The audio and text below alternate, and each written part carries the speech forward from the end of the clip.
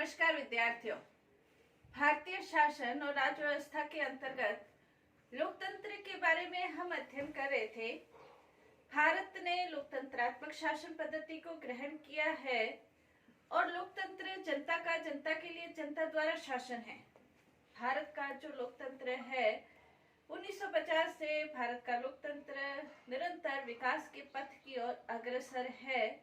निष्पक्ष चुनाव, जनता की सहभागिता, बढ़ती हुई सहभागिता और लोकतांत्रिक विकेंद्रीयकरण, मतदान के माध्यम से सत्ता परिवर्तन, ये भारतीय लोकतंत्र की सफलता के आंकड़े हैं। लेकिन क्या हम भारत के लोकतंत्र को एक सफल लोकतंत्र कह सकते हैं? क्या लोकतंत्र के जो उद्देश्य हैं, समानता, स्वतंत्रता, बंधुत्व, शांति, क्या उन उद्देश्यों को वास्तव में हम प्राप्त कर पाए हैं? जो लोकतंत्र जनता का शासन है, क्या वास्तव में जनता का शासन है या राजनीतिक दलों का शासन बनकर रह गया है?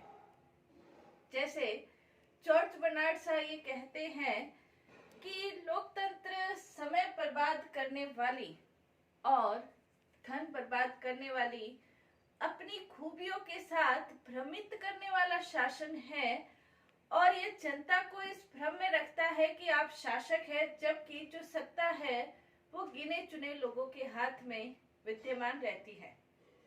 क्या भारतीय लोकतंत्र के लिए भी ये शब्द, ये कोटेशन सटीक बैठती है?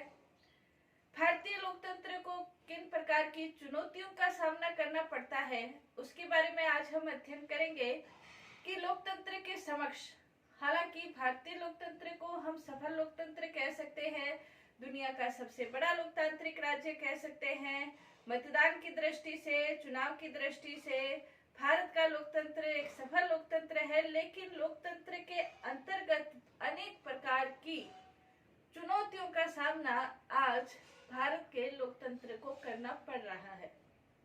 वो चुनौतियां क्या है, उसके बारे में आज हम अध्ययन करेंगे। तो सबसे पहला है निर्धनता। भारत के अंतर्गत जो निर्धनता के आंकड़े हैं, हालांकि जब से भारत स्वतंत्र हुआ है तब से गरीबी हटाओ का नारा हमेशा से ही रहा है और आज स्वतंत्रता के 78वें वर्ष में प्रवेश करने के बावजूद भी ये नारा ज्यों का त्यों हमें देखने को मिलता है। गरीबी भारत में आजादी के इतने वर्षों के बाद गरीबी हट जानी चाहिए थी, लेकिन गरीबी के जो आंकड़े हैं वो भयावह आंकड़े हैं भारत के संदर्भ में। यदि इन आंकड़ों पे नजर डाली जाए तो भारत में करीब 90 करोड़ के लोग 20 रुपए प्रतिदिन की आय से अपना जीवन बसर करते हैं, जो दुनिया के $1.2 के हिसाब से बहुत कम है। इसके अलावा भारत की 42% जनसंख्या, हालांकि नवीन जो आंकड़े हैं उसमें 42 से 37-35 तक पहुंच सकते हैं, लेकिन फिर भी 35% से अधिक लोग गरीबी रेखा से नीचे अपना जीवन व्यतीत कर रहे हैं। और यदि देखा जाए तो दुनिया की करीब 33% जो गरीब आबादी है वो भारत में विद्यमान है। निर्धनता लोकतंत्र के लिए एक बहुत बड़ी चुनौती है। क्यों चुनौती है? क्योंकि यदि किसी व्यक्ति जो भूखा है उसके सामने राजनीतिक स्वतंत्रता, वयस्क मताधिकार, चुनाव, अपने प्रतिनिधियों को चुनना, राजनीतिक दल की सदस्यता प्राप्त करना, उसके लिए प्रचार करना, इस तरह की बातें कोई भी मायना नहीं रखती है। जब तक व्यक्ति का पेट भरा हुआ नहीं होगा, उसके आजीविका के साधन उसके पास नहीं होंगे, कोई भी व्यक्ति अपनी बातों में उसे बहकाने की कोशिश कर सकता है और एक भूखा व्यक्ति बहक सकता है, इसमें कोई दो राय नहीं है। निर्धनता भारत के अंतर्गत बहुत भयानक स्थिति के अंतर्गत है और निर्धनता के कारण ही करीब 1.5 करोड़ बच्चे हर साल कुपोषण के शिकार होते हैं और मृत्यु दर को प्राप्त हो जाते हैं। भारत के अंतर्गत इस प्रकार की जो स्थिति है इसी के कारण जैसे जनसंख्या में वृद्धि निर्धनता का एक बहुत बड़ा कारण रहा है, और स्वच्छ भारत स्वास्थ्य की दृष्टि से, स्वच्छता की दृष्टि से यदि देखा जाए, साफ सफाई स्वच्छता की दृष्टि से देखा जाए, तो स्वच्छता की दृष्टि से तो भारत का स्थान अपने पड़ोसी देश अफगानिस्तान, बांग्लादेश, पाकिस्तान से भी नीचे है। हालांकि प्रधानमंत्री नरेंद्र मोदी ने स्वच्छता अभियान चलाया था और इसमें सकारात्मक आंकड़े आ रहे हैं, सकारात्मक परिणाम आ रहा है, लेकिन अभी भी स्वच्छता की दृष्टि से, जैसे यूनिसेफ के जो पर्यावरण विशेषज्ञ है, अध्यक्ष है लीजेर बर्चर, वो ये कहते हैं भारत स्वच्छता की दिशा में कदम बढ़ा रहा है, विकास कर रहा है, लेकिन फिर भी अभी तक भी भारत अधिकांश एशिया के राष्ट्रों से पीछे है। कहने का तात्पर्य ये है कि निर्धनता को, सामाजिक आर्थिक असमानता को दूर करके लोकतंत्र के वास्तविक लक्ष्य को प्राप्त किया जा सकता है, वरना वोट नोट के आधार पर बिक जाएंगे। एक शराब की बोतल के लिए वोट बिक जाते हैं। जहां वोट पैसे के आधार पर बिकते हैं, उसे वास्तविक लोकतंत्र, सच्चा लोकतंत्र नहीं कहा जा सकता है। तो निर्धनता को दूर करके भारत के अंतर्गत लोकतंत्रात्मक शासन व्यवस्था को वास्तविक रूप से जो स्थापित करना है, लोकतंत्र के उद्देश्यों को जो वास्तविक रूप से स्थापित करना है, वो लक्ष्य हमें अभी प्राप्त करना बाकी है। तो उस दिशा की ओर हमें अवश्य कदम बढ़ाने होंगे। नेक्स्ट, इसके अंतर्गत भारत के अंतर्गत सशक्त विपक्ष का अभाव है। सशक्त विपक्ष का तात्पर्य जहां संख्यात्मक दृष्टि से विपक्ष है। लोकसभा के अंतर्गत यदि किसी दल को 10% वोट प्राप्त होते हैं, 10% स्थान प्राप्त होते हैं, उसे विपक्षी पार्टी का दर्जा प्राप्त होता है। संख्यात्मक दृष्टि से विपक्ष का अभाव रहा है। दूसरा, विपक्ष को जो आलोचना करनी है या विपक्ष को जो कर्तव्य अपना निभाना है, उस दृष्टि से भी सशक्त विपक्ष का अभाव रहा है। दोनों ही दृष्टियों से यदि देखा जाए तो 10% सीटें 16वीं लोकसभा के अंतर्गत, 17वीं लोकसभा के अंतर्गत भी प्राप्त नहीं हुई, जबकि जो बीजेपी है सबसे बड़े दल के रूप में उभरकर सामने आई है। कांग्रेस को कम से कम अगर 10% सीटें प्राप्त होती है तो विपक्ष का उसको दर्जा प्राप्त होता, लेकिन ऐसा नहीं हुआ।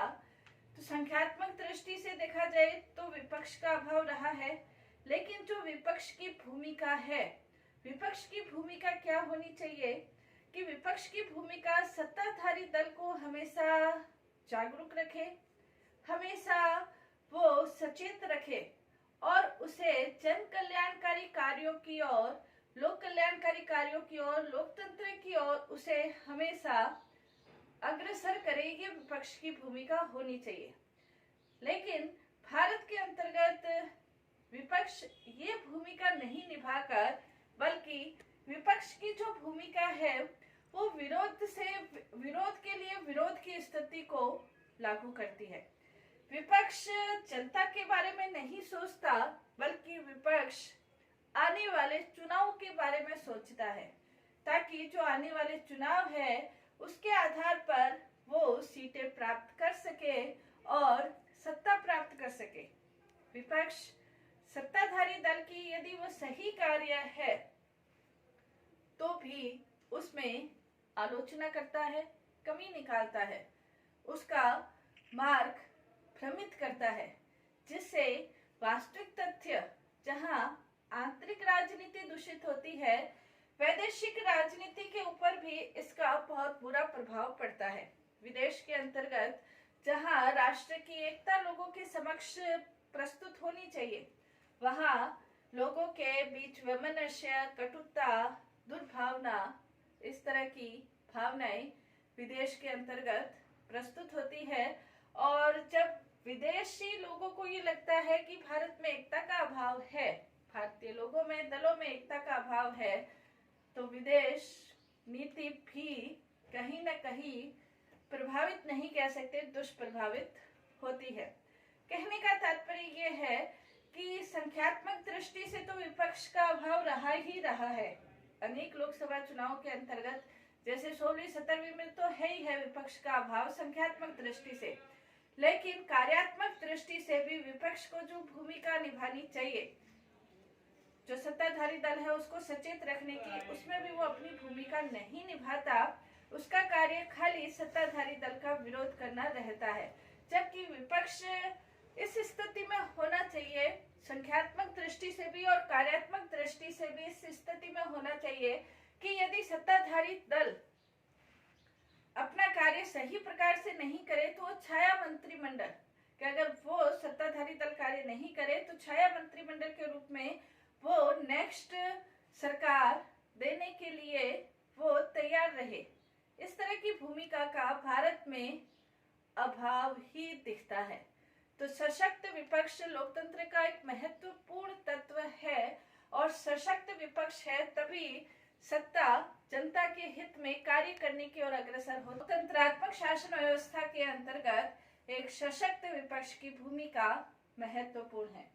नेक्स्ट इसके अंतर्गत हम देख सकते हैं कि संसद की गरिमा का हनन भी भारतीय लोकतंत्र के समक्ष एक बहुत बड़ी चुनौती के रूप में सामने आता है। संसद के अंतर्गत जनता अपने प्रतिनिधियों को चुनकर भेजती है। जनता के चुने हुए प्रतिनिधि संसद के अंतर्गत विद्यमान होते हैं। संसद का यदि आंकड़ा देखा जाए तो प्रति मिनट संसद के अधिवेशन के अंतर्गत लाखों रुपए प्रति मिनट के हिसाब से खर्च होते हैं। संसद के सदस्य जो जनता के प्रतिनिधि है, संसद में बैठकर जो जनता का धन और जनता का जो समय है वो खर्च हो रहा है, उसे लाभदायक रूप से खर्च किया जाए, ये संसद के सदस्यों में बहुत कम देखने को मिलता है। संसद की गरिमा का हनन होता है। अनेक सदस्य संसद में अनुपस्थित रहते हैं। जो जनता के प्रतिनिधि है, जनता ने उन्हें अपने लिए चुनकर संसद में भेजा है, वो संसद में अनुपस्थित रहते हैं। हालांकि संसद का जो कोरम है वो 10% है, लेकिन वो 10% कोरम मुश्किल से पूरा होता है। कई सदस्य अनुपस्थित रहते हैं। इसके अलावा संसद के अंतर्गत जो शोर शराबा, हंगामा की स्थिति होती है, कुर्सियों को फेंकने तक की स्थिति होती है, अश्लील भाषा का प्रयोग किया जाता है, व्यक्तिगत टिप्पणियां की जाती है, लोकसभा अध्यक्ष के बातों को नहीं माना जाता है, पेपर फाड़ दिए जाते हैं। इस तरह के अशोभनीय आचरण यदि संसद के अंतर्गत होते हैं तो क्या हम उसे लोकतंत्र कह सकते हैं? लोकतंत्रात्मक शासन व्यवस्था क्या उसे कही जा सकती है?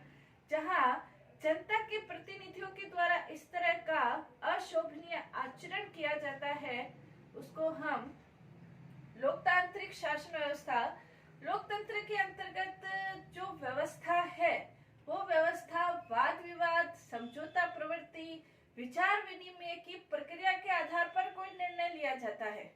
अगर ये प्रवृत्तियां हैं, एक दूसरे पर गाली गलौज करना, व्यक्तिगत टिप्पणी करना, कटाक्ष करना, शारीरिक रूप से भी चोट पहुंचाना, कुर्सियां फेंकना, वर्कआउट करना, संसद से बाहर चले जाना, जो अध्यक्ष है, लोकसभा अध्यक्ष है, उसकी बातों को नहीं मानकर अपना व्यक्तिगत आचरण करना, कई बार संसद की कार्यवाही स्थगित की जाती है, कई बार संसद की कार्यवाही को रोक दिया जाता है, कई दिनों तक के लिए स्थगित की जाती है। तो क्या ये जनता का पैसा और समय बर्बाद नहीं हो रहा है? क्या हम इसे लोकतंत्रात्मक शासन व्यवस्था कह सकते हैं? नहीं कह सकते हैं। तो इस दिशा में जो जनता के प्रतिनिधि है वो अपना मर्यादा युक्त आचरण के माध्यम से लोकतंत्र को सफल बना सकते हैं। इस दिशा में अवश्य प्रयास किया जाना चाहिए। नेक्स्ट इसके अंतर्गत हम देख सकते हैं राजनीतिक दलों की जो स्थिति है। भारत के अंतर्गत बहुदलीय शासन व्यवस्था को लागू किया गया है या भारत के अंतर्गत बहुदलीय शासन व्यवस्था है। बहुदलीय शासन व्यवस्था जहां लोकतंत्रात्मक पद्धति का एक महत्वपूर्ण आधार है, स्तंभ है, वहीं राजनीतिक दलों के द्वारा जो आचरण किया जाता है वो लोकतांत्रिक प्रक्रिया के अनुकूल नहीं बल्कि उसे प्रतिकूल भी कहा जा सकता है। भारत के अंतर्गत सत्ता प्राप्त करने के लिए राजनीतिक दलों का उदय होता है और थोड़े ही समय के बाद राजनीतिक दल कब उदित होते हैं, कब अस्त हो जाते हैं, उनका पता ही नहीं चलता है। राजनीतिक दल अपने दल के प्रति इतना ज्यादा विश्वास या कहे अंधविश्वास रखते हैं कि दल के सामने उन्हें अपने राष्ट्रीय महत्व, राष्ट्रीय लाभ नजर नहीं आते हैं। कई बार दलों का जो आचरण है दल बदल की प्रवृत्ति के संबंध में, हालांकि दल बदल के विरोध के लिए कानून बने हुए हैं, लेकिन फिर भी खुल्लम खुला दल बदल होते हैं, जहां चुनाव के समय एक दल दूसरे दल को गाली देते हैं, वहीं चुनाव के बाद सत्ता प्राप्त करने के लिए दल गले मिलते हुए नजर आते हैं।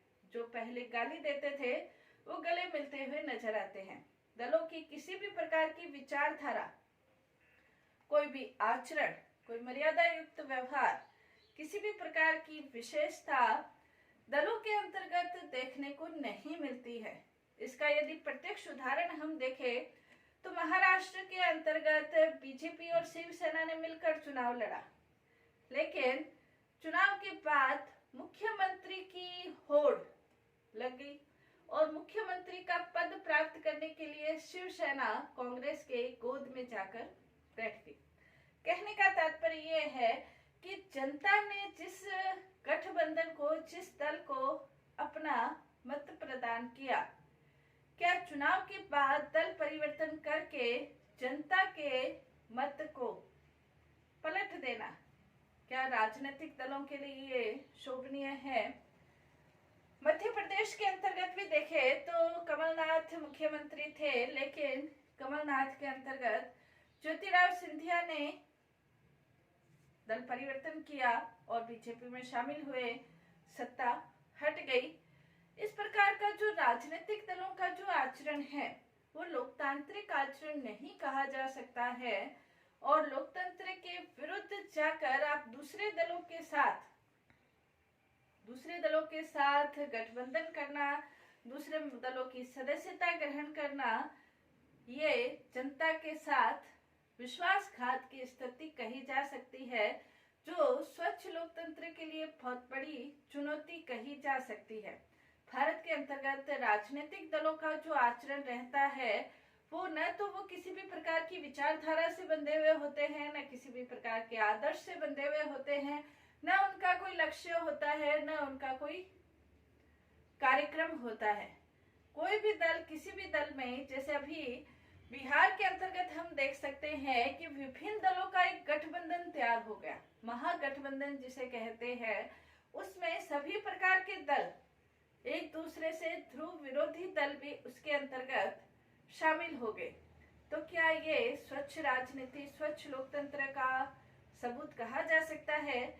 राजनीतिक दलों के ऊपर अवश्य कुछ न कुछ निश्चित नियम होने चाहिए। दलों के अंतर्गत बहुदलीय प्रणाली होनी चाहिए, लेकिन फिर भी दलों की एक निश्चितता होनी चाहिए। वर्तमान यदि लेटेस्ट आंकड़े देखें तो भारत में 8 राष्ट्रीय दल, 53 क्षेत्रीय दल और 2000 के करीब पंजीकृत दल हैं। इतने सारे दल राजनीति को स्वच्छ राजनीति नहीं करते, लोकतंत्र की स्वच्छ परंपरा के द्योतक नहीं है। तो भारत के अंतर्गत राजनीतिक दलों को नियंत्रण करने के लिए अवश्य कुछ कदम उठाए जाने चाहिए ताकि लोकतंत्र स्वच्छ दिशा की ओर अग्रसर हो सके। भारत के लोकतंत्र को और भी अनेक चुनौतियों का सामना करना पड़ रहा है, उसके बारे में हम अध्ययन करेंगे। धन्यवाद।